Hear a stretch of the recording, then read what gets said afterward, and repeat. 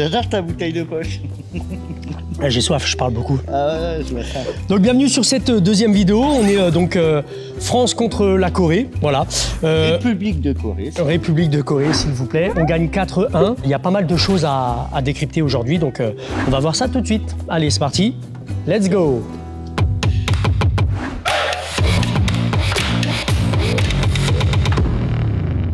Bah, le premier combat, c'était Gaba contre Han Boli. Là, sur ce premier combat, il gagne par 3 pénalités au Golden Score. Donc voilà, on va pas détailler ce combat-là.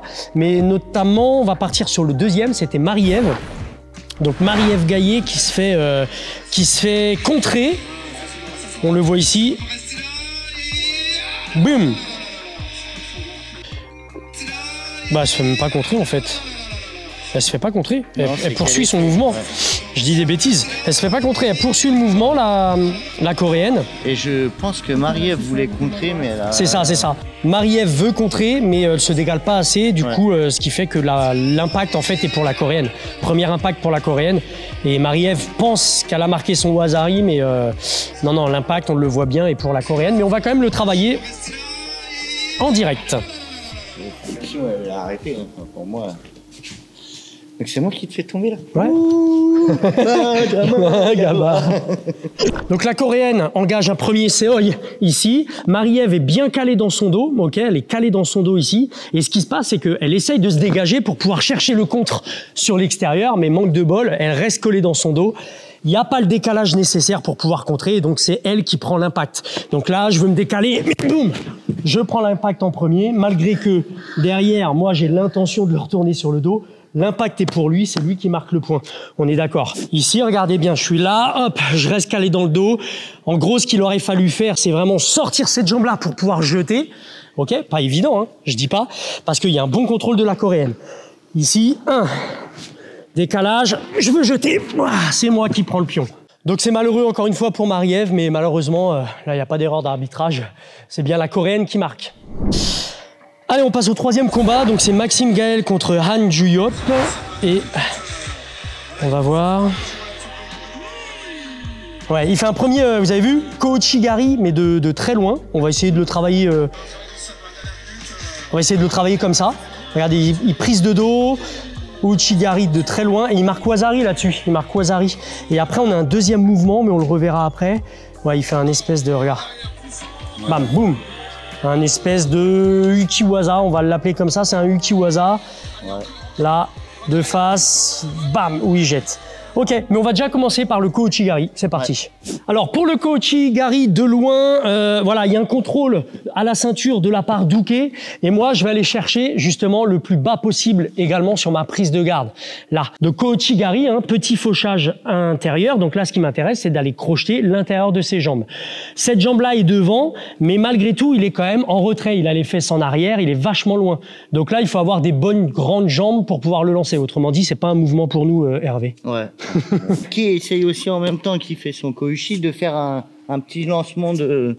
Ah oui, de mouvement. Ouais, exact. C'est ça qui fait qu'il pense pas. C'est ça qui fait que le Kouchi est efficace, parce qu'il est vraiment de très très loin, quoi. Ouais, effectivement. Et puis il a des grandes jambes, hein, Maxime Gaël. 1m24 quand même les jambes alors.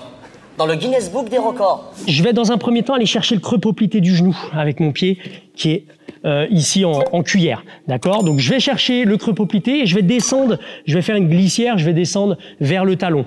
Ok, on y va, je suis ici, je glisse et je lance là. Donc là, il y aurait 8 ponts. Là. Voilà. Donc pas évident à reproduire, mais dans l'idée c'est ça. Donc sur des attaques de loin comme ça, c'est bien d'aller d'abord engager derrière, c'est intelligent, hein, d'aller chercher derrière le genou et de glisser vers le talon. Ok, manque de bol, Uke s'est un petit peu retourné, donc ça marque que Wazari, et moi j'arrive à plat ventre, heureusement. Mais dans l'idée c'est fait pour marquer Hippon ça. Là. Bon, j'ai pas la prétention d'avoir les jambes aussi grandes que Maxime Gaël. T'imagines comme moi, si mes jambes faisaient 1m24, elle m'arrivera à la gorge.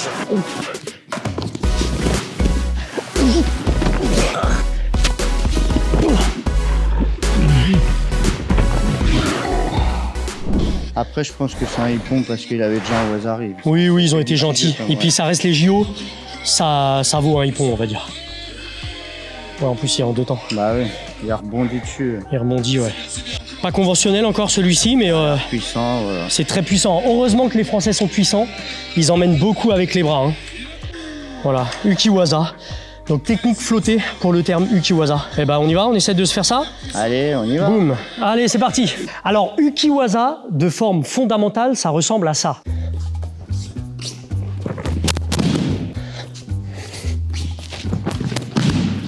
Mais Maxime Gaël, lui, il l'adapte un peu à la compétition. C'est un petit peu plus bourrin, un petit peu moins technique et un peu plus en force. Mais c'est pas grave, on va essayer de le bosser comme ça. Donc dans un premier temps, la prise de garde, il est en prise de garde croisée et en garde croisée plongeante. Donc là, je vais récupérer la ceinture. Moi, j'ai pas des très très longs segments au niveau de mes bras. Donc au lieu de récupérer la ceinture et me mettre moi-même en déséquilibre avant, ce que je vais faire, c'est que je vais récupérer ici la petite poche. Je vous en ai déjà parlé de cette petite poche. Il y en a un peu partout sur le kim. Facile. Donc je récupère la poche, ça sera plus simple. La deuxième main, la gauche, la main faible, lui, il la place au revers parce que c'est le kumikata qui veut ça. À un moment donné, dans le combat, il vient se chercher le propre revers ici. Mais je reste en garde croisée plongeante. OK ? Là, ici, à ce moment-là, il va faire son décalage sur l'extérieur et venir s'asseoir et tendre sa jambe droite devant le partenaire. Je rappelle que c'est bien devant qu'on va créer le barrage et pas sur le côté pour faire un ukiwaza correct. 1, 2 et 3. Petit cas d'étude, ça nous permet de travailler le kumikata. Regardez, je vais faire un relais. Ma main droite récupère la manche. Je vais donner à manger à ma main gauche. Je fais mon relais. Ma main droite va monter dans le dos, à l'arrière du dos. Je récupère la poche. Et ensuite, ma main gauche ici, je récupère son propre revers. Du coup, on se retrouve sur le même cas de figure que la vidéo. Et là, je vais faire mon décalage, tendre la jambe et emmener Hervé dans le vide avec le ukiwaza. Avec le relais, alors Maxime Gaël ne le fait pas forcément comme ça, mais nous, ça nous permet de travailler un petit scénario. Donc, relais, ici, ici. Ça marche ? Relais, ici, ici. Je récupère revers. Je m'oriente sur l'extérieur et j'emmène Hervé.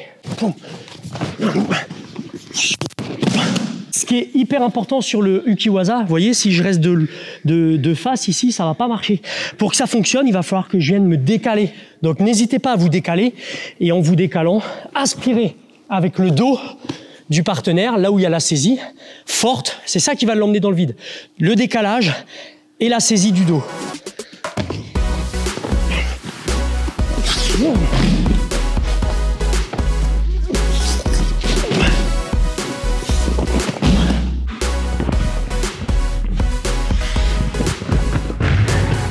Ok, la France est à 2-1 contre la Corée. Et là, c'est maintenant le combat autour de Roman Diko. Là. Ok. Là, le revers. Derrière le dos. Arai Makikomi. Wazari. Plus Oseikomi. Ok. Donc, avec le revers. Là, la main gauche au revers. Ouais. La main monte dans le dos. Va récupérer le dos. Elle va chercher loin, loin, loin le Arai. Et elle va l'amener au sol en Makikomi. Plus Oseikomi. Allez, on y va. Arai ou Ashiguruma? That is the question. Tu vas pas recommencer? Elle est bien décalée quand même. Hein. Je vois. Je vais recommencer, mais elle est bien décalée, hein, regarde. Pas de hanche. Hein. Arai Goshi. Ashiguruma. Là, effectivement, elle est un peu là. Bon. Allez. On vous laisse, mettez des commentaires. Libre choix. Et dites. Arai, c'est vrai qu'elle lance pas la jambe. On pourrait croire plutôt un Ashiguruma, mais c'est toujours la question. Ça reste Arai. Elle n'utilise pas la hanche, elle utilise beaucoup sa jambe. Ouais, elle n'utilise que la jambe, elle n'utilise pas la hanche, c'est vrai. Donc ça reste pas une forme goshi. Donc dire, ça risque d'être soit un Oguruma ou un Ashiguruma, mais on va quand même partir sur Arai Goshi. Makikomi, non je rigole. Allez, c'est parti. C'est le mec qui veut jamais avoir tort. C'est ça. Mais ça lui arrive. Ah bah oui. Mais vous le voyez pas tout le temps. Mais plus souvent qu'on le croit. Plus souvent qu'on le croit. Alors, prise de garde pour Roman Diko. Elle a la main gauche au revers. Elle a la main gauche au revers, mais assez haut, je crois, presque niveau clavicule, ici. Et elle va chercher la garde croisée avec cette main-là, encore une fois, une garde croisée plongeante. Donc moi, je prends la poche de derrière.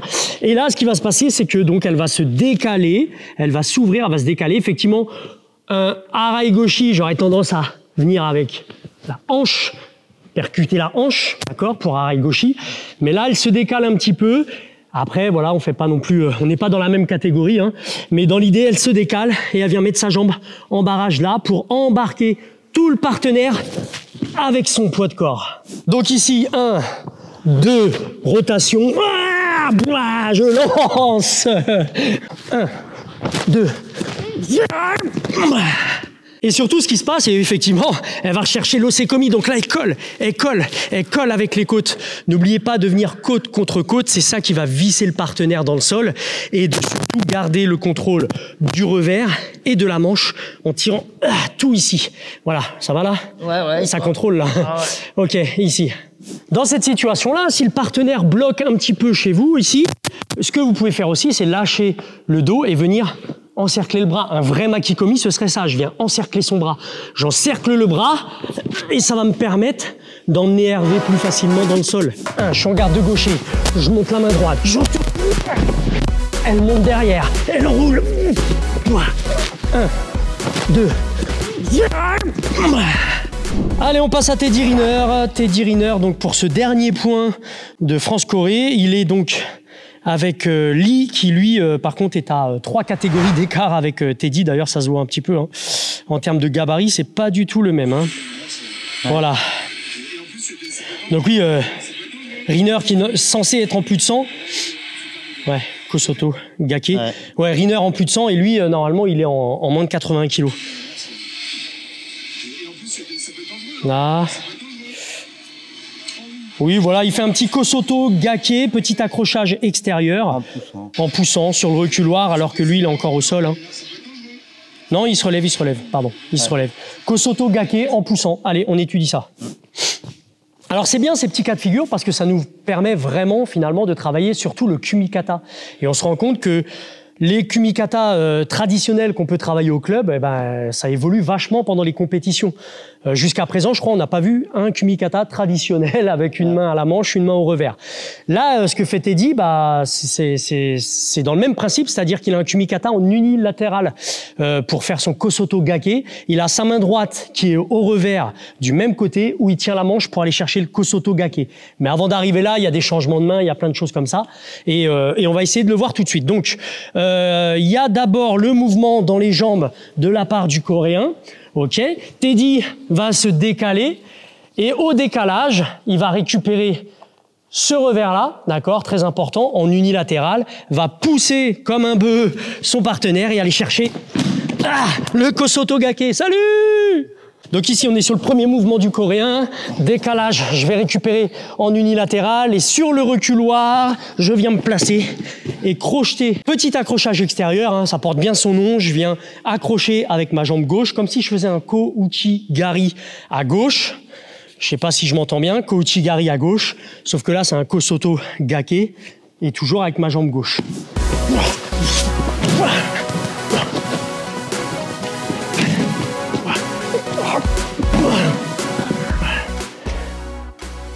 Pas mal. Allez, on est en route vers la demi-finale. C'est la fin donc des quarts de finale. La France a gagné 4-1. Haut la main, c'était cool. Maintenant, ça va commencer à se compliquer un petit peu. On va rencontrer l'Italie en demi-finale. Et puis, bien sûr, le Japon en finale. Et ça sera super intéressant. On vous retrouve donc dans la vidéo suivante pour les demi-finales. Allez, à bientôt. Ciao. Ciao.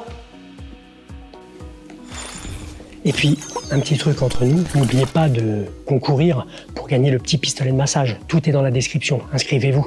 Je le dis pas parce que lui, il veut le gagner, donc... Tu dis quoi? Ah, rien.